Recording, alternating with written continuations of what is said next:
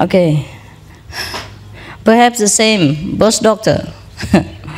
One day he was visited by a mother who had a very sick child. The child was with fever, very high fever. And then he gave him something, and the child also went to see Amitabha Buddha immediately afterwards. So the parents came and I'll say, make trouble for this bush doctor. The doctor didn't believe it and went back to the house of the child and verified it himself. So he just took a look at the child who lay there stiff and cold, and then he touched him and he said, "What? How do you still blame me? You told me that the child needed some medicine for fever and he was very hot, now he's cold like this."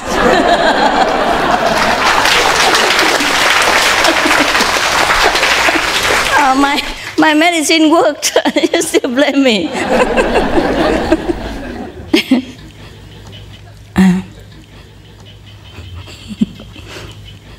Okay, and there was another doctor. Perhaps in another place. Let's not make too much bad name for one, okay? Okay, suppose this one is another bush doctor in another province. He always boasted of his ability to cure any kind of sickness. So one day, a very old person came suddenly to his house and asked him, "I thought you always say that you are very good and you are always very able to cure people. So how many patients have you healed already?" And the doctor said, "Whoever comes to me, I just cure him, no problem. Whoever comes, he's cured. He's healed." Yeah. And then the old person frowned his eyebrows together and said, "You have forgotten something." The doctor said, "What?" The old man said, "Last time you prescribed something for my grandson and you promised us that take this medicine for 1 year and then he will be cured. After he took it only for 1 month, he died already. So you have forgotten. Huh? How do you explain this?" So the bush doctor said, you see? He's a very stubborn patient. I told him to take for 1 year and he took only for 1 month.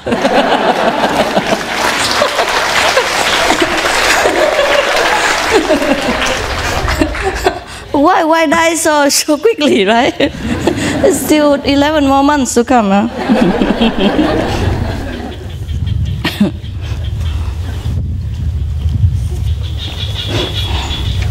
So, there was another doctor, perhaps somewhere else, okay? Good doctor you can find anywhere, because he was the one and only in that district, so people invited him anywhere. So one day he was invited to come to a person who happened to shoot himself accidentally with an arrow while he was practicing archery, and he shot himself in his own leg. I don't know how they do it, but and then he went to the doctor, and the doctor, okay, the arrow, went deep inside, and half stuck out and half was in the flesh. So the doctor came, took a knife, cut the outside half, and then went home. And the patient said, "Hey, there's another half inside." So the doctor shook his head and said, "No, for this you have to find an internal doctor, I'm only for outside."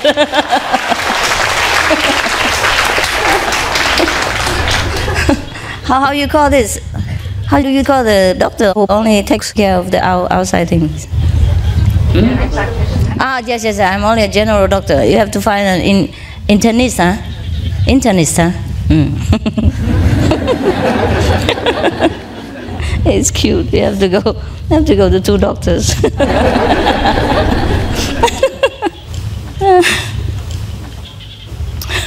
Okay, that's another doctor, perhaps somewhere else, okay?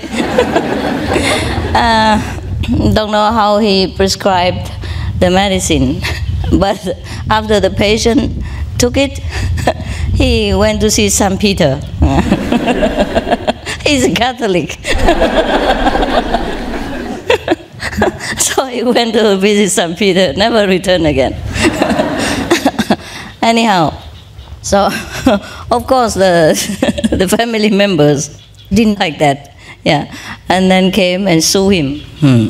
But the doctor came and bowed to them and pleaded with them, please be considerate and don't make trouble for him, because even though he's a doctor, he's a boss doctor, he doesn't have much money, he can't afford to go to the court and anything like that. Even if they sue him, there's nothing good for them because he don't have enough money to pay them anyhow. So whatever else they can do, just try their best, but just don't take him to court and make trouble. Okay, so after a while like this, the family members also feel very, softened and feel sorry for the bush doctor. So they say, okay, well, at least you come and carry the dead body to the grave and dig the grave and all that. Then take care of all the funeral service, then it's all right. Then let's call it even. And that's the best already we can do for you. We already feel so much pity for you, so that's okay. Huh? So the doctor said, okay. So on the day of burial, he, his wife, and the son, and the son's wife, carry the coffin, both sides, on the four sides. Carried, because in the old time, they didn't have car. So they carried on their shoulders, 2 persons in front, 2 persons in the back. So after they walked for a while, and the doctor felt very, very tired. He was old, and skinny. And he said, oh, I tell you what, to be a human being, never ever learn to be a medical person. To be a human being, never learn medicine. So his wife sighed, say, oh, yeah, you learn medicine, you make trouble and suffering for your wife and kids. And the son added one sentence and said, oh my God, his head is very big. And you have the feet, is even better than me. I'm in the front, the head is very heavy. I nearly couldn't walk anymore. And so the daughter-in-law, at last she said, okay, father, next time you want to heal somebody, please pick a skinny one.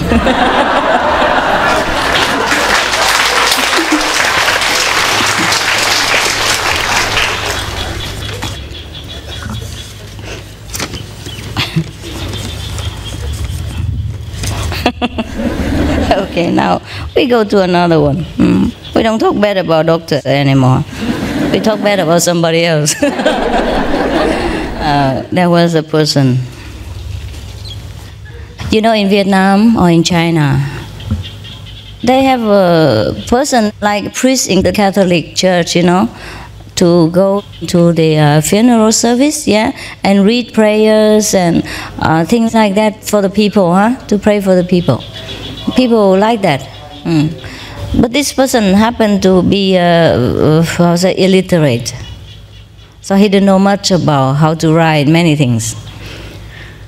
So when he came in, he had to prepare a speech to talk for the dead. And you have to insert the dead people's name in it. Like, oh, so-and-so, Mr. X, Mr. Epsilon have died today, and please, all the hosts of heaven take him. And he has been a good boy, or things like that, So anyhow, this person was illiterate, and he couldn't write down the name. And the dead person happened to be Mr. Round, Round? Yeah. Mr. I'll say William Round.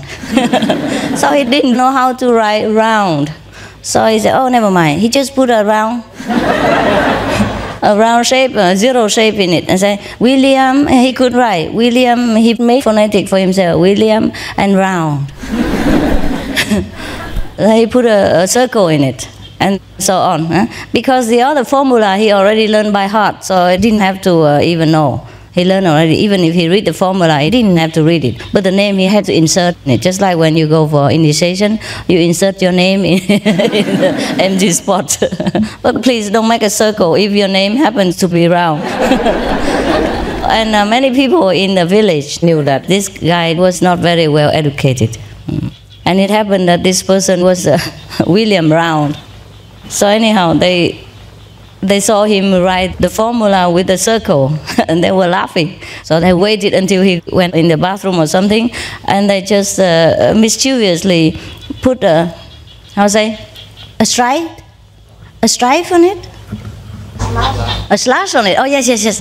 Put a slash next to the the circle like this. You know what I mean? No, they do it like this. Like this. So in Vietnam, there are people who make the coconut. They cut the coconut and then put a handle on it and drill the handle in between to get water out with it, yeah, from the bucket, yeah. Like what in English? A scoop. Like a big ladle. Big scoop, huh? Ladle, huh? Okay. So it looked like a ladle, huh? So when the priest, country priest came back, you know, and he read it. I am today, the 10th of April, 1996. All heaven and earth hear me, bang bang. There was a good person, namely Mr. William Ladle.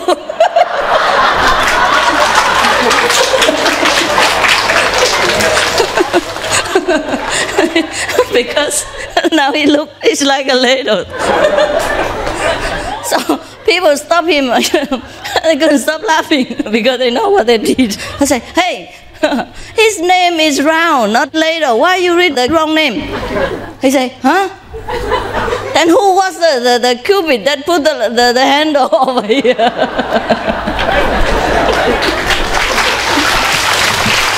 Okay.